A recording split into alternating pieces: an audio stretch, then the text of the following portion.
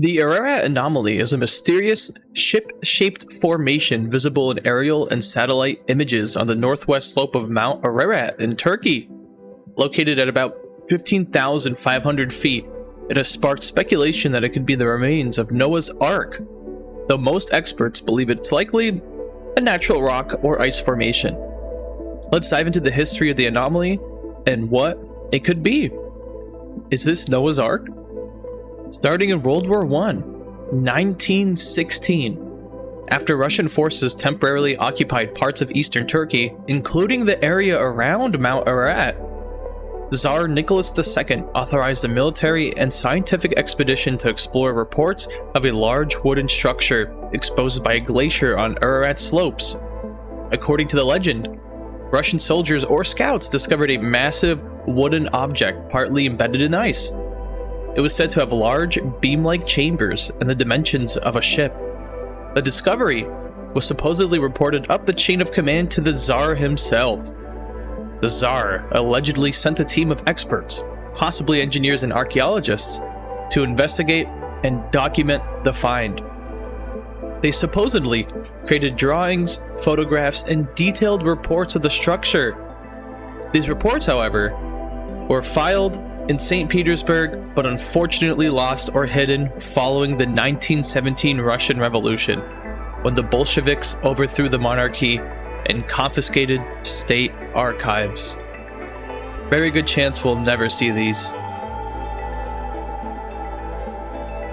In 1949, the initial discovery of the anomaly occurred. A U.S. Air Force reconnaissance plane on a classified mission over the Turkish-Soviet border region captured the first known images of a strange anomaly on Mount Ararat's northwestern slope. These weren't supposed. These happened.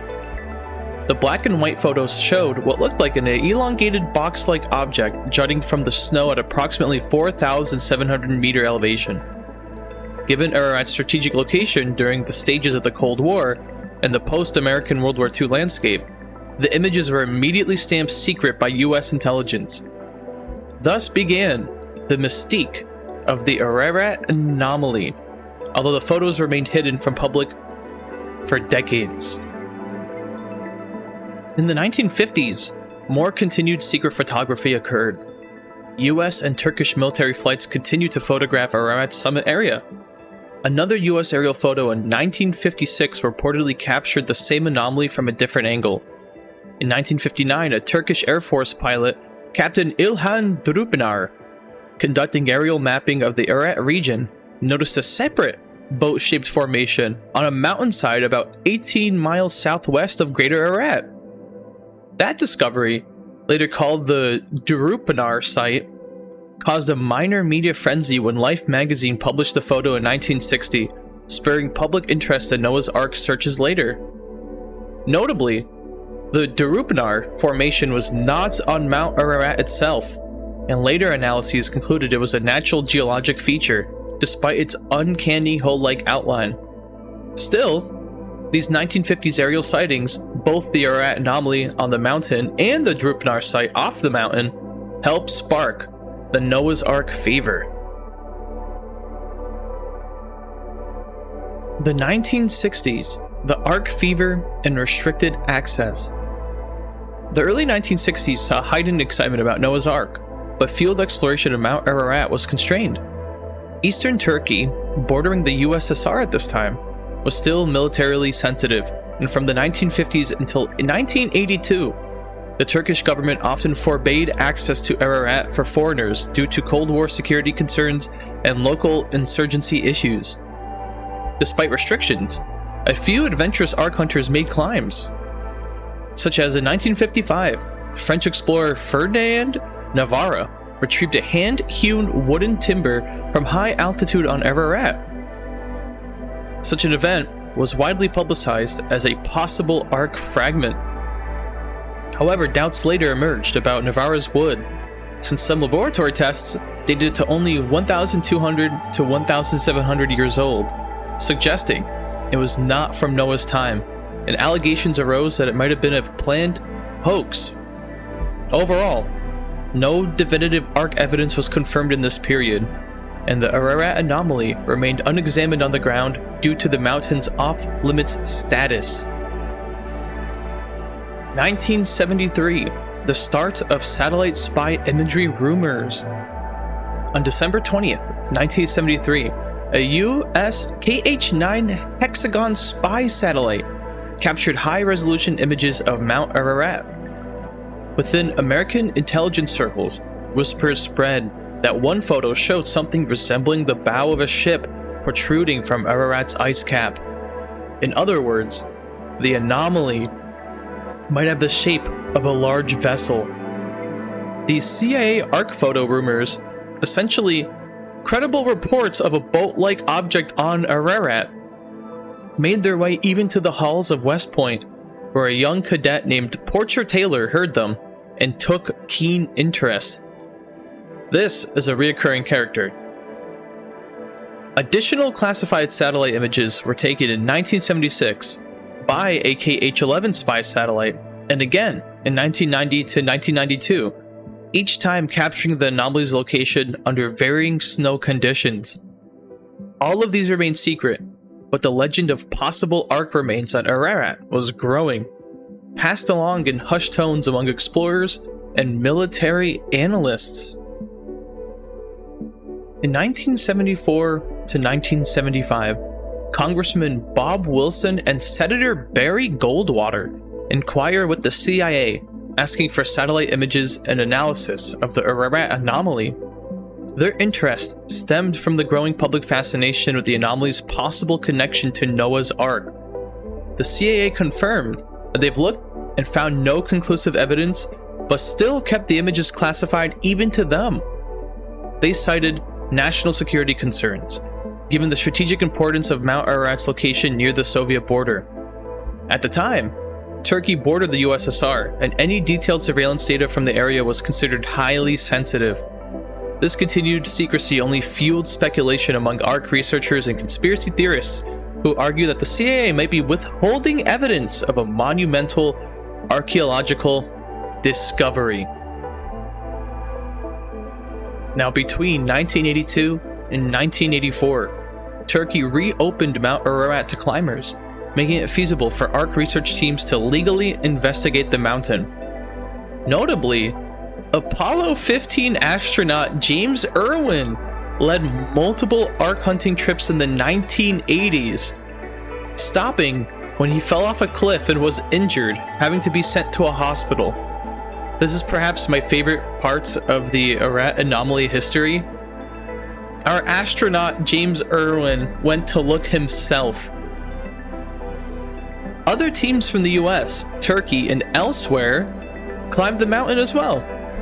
In 1989 in particular saw Turkish mountaineer Dr. Ahmet Ali Arslan, a local Ararat expert, claim he had personally photographed a wooden structure on Ararat during one ascent.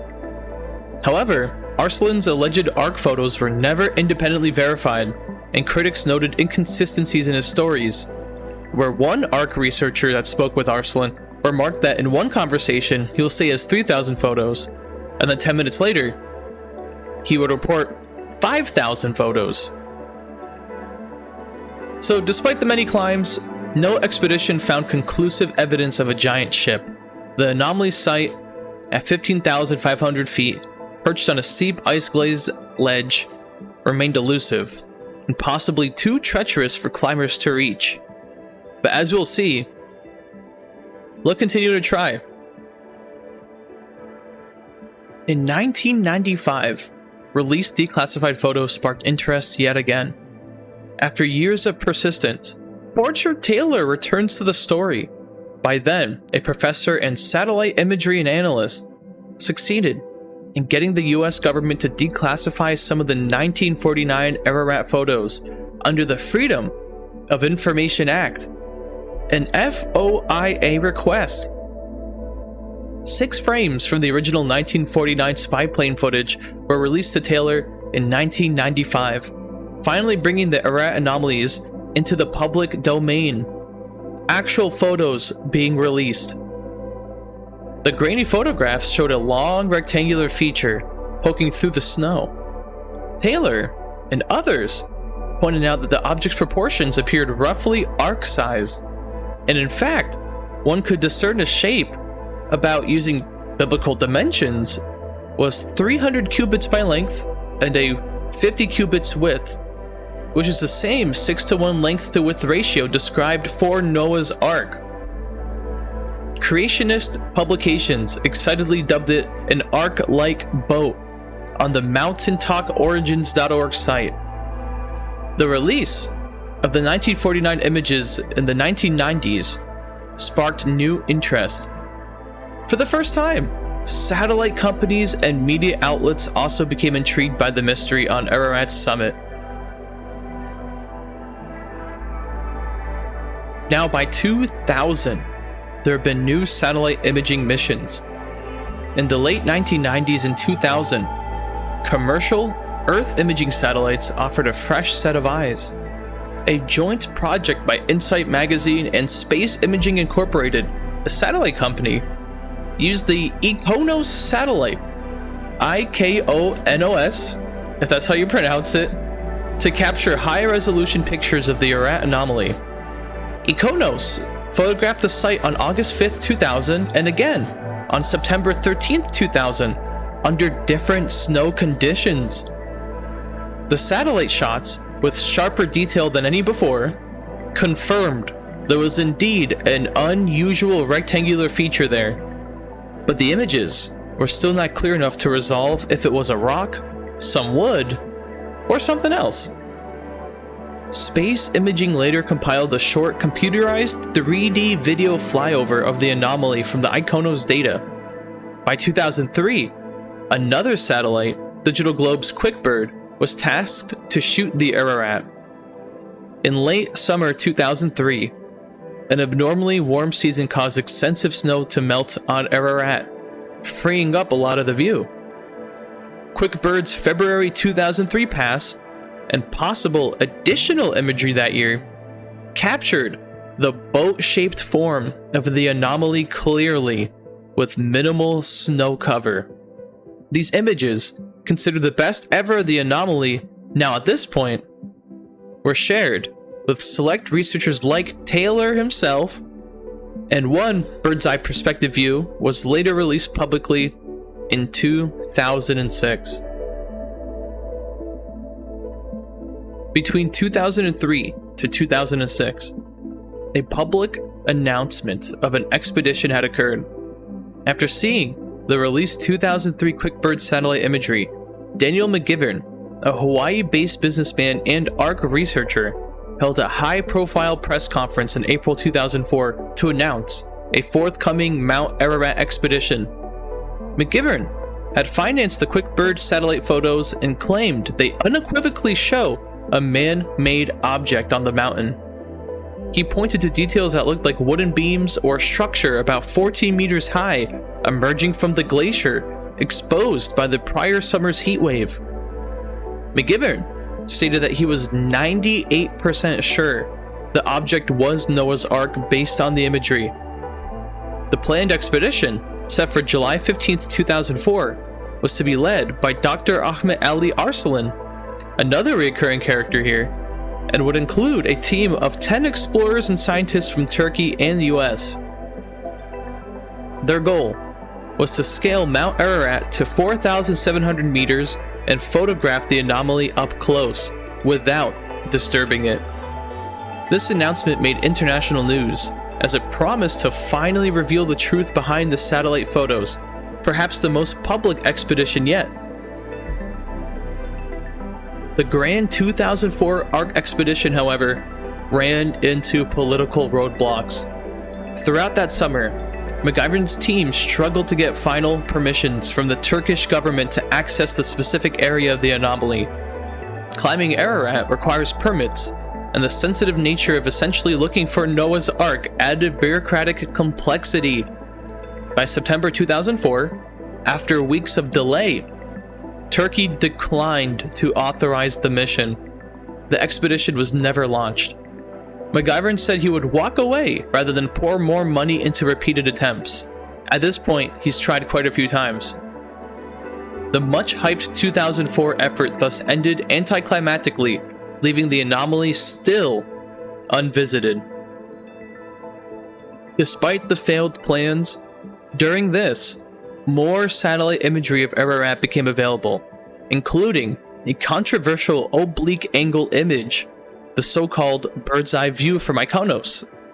So going back, now, in 2006, these images were released to the public, the same ones we mentioned earlier.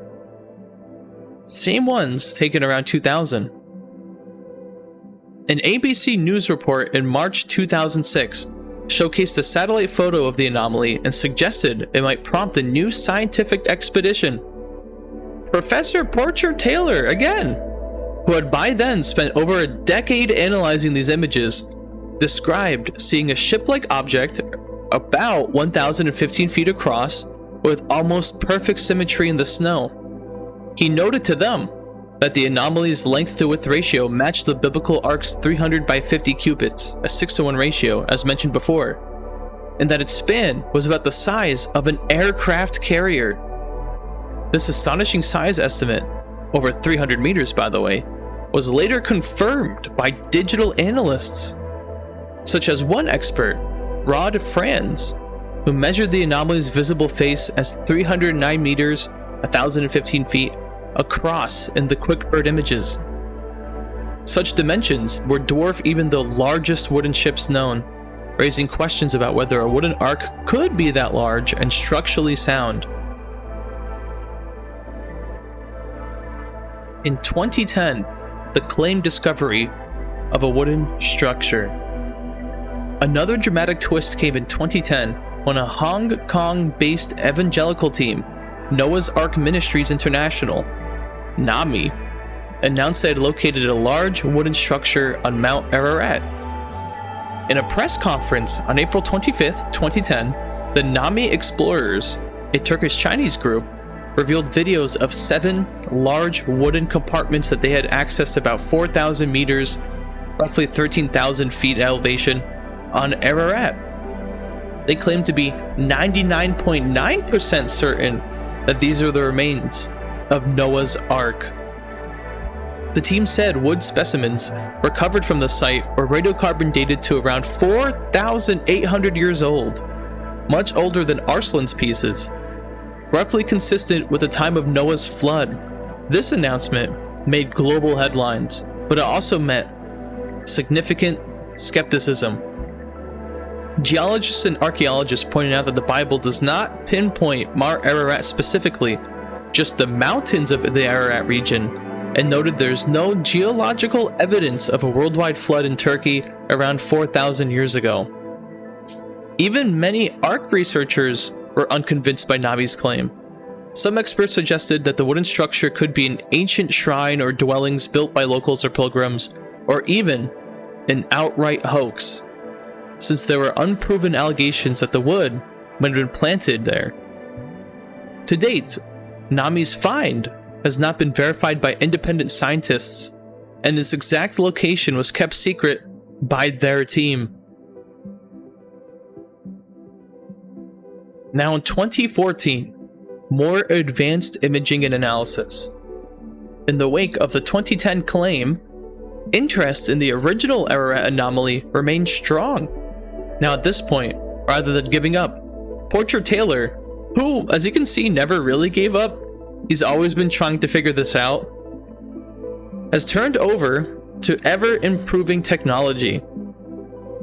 By 2014, Digital Globe was launching the new WorldView-3 satellite, capable of 31 centimeter resolution, the sharpest commercial satellite imagery to date. Yet again, brand new super precise pictures to come. Taylor coordinated with Digital Globe to have Ararat's anomaly periodically imaged with the latest satellites, including WorldView. He dubbed this effort his Satellite Archaeology Project. Additionally, a research team from the University of Pretoria applied artificial intelligence algorithms to analyze the anomaly's texture in the QuickBird images, hoping to distinguish man-made patterns from natural ones. This 2014 analysis identified several unique and interesting textures on the anomaly that stood out from the surroundings. However, The researchers noted that the interpreting of those features would require expertise from archaeology or geology experts. The imagery alone could not confirm if they were wooden beams, rock striations, or something else. Taylor expressed hope that a ultra-high-res image from WorldView-3 or another source might definitively change the anomaly into a known entity, be it something geological or perhaps something of biblical proportion. He even suggested that if a clear enough image emerged, it might spur a scientific expedition by bigger groups to conduct on-site explorations, possibly drilling or melting the ice to see what lies beneath. As of the mid-2010s, the Ararat Anomaly still remained an unresolved puzzle, but one under closer scrutiny than ever before. As of 2025, the Mount Ararat Anomaly remains unexcavated and unexplained. Despite numerous attempts, no team has physically reached that precise spot on the mountain's perilous ice field to examine it directly. The Turkish government now occasionally grants climbing permits for Ararat, but significant logistical and political challenges persist in organizing a dedicated scientific dig at 4,700 meters on a glaciated slope. Therefore, the anomaly's identity is still a matter of debate based on remote observations. Over 75 years after it was first photographed, we have a detailed timeline of images and many tantalizing clues, but no definitive proof of what the anomaly is. Could it truly be Noah's Ark? Whether or not you believe that Czar Nicholas II sent an expedition team up to Ararat all the way back in 1916, or if you want to believe the words of Portrait Taylor or Arslan, especially with Arslan's quote-unquote wooden proof and 5,000 photographs, whatever it may be, even from the evangelical group, that despite not wanting to disclose where they went exactly, they technically had proof of such a site. What do you guys think? There may be a lot of evidence, but a lot of skepticism. So let's take a cryptid clue.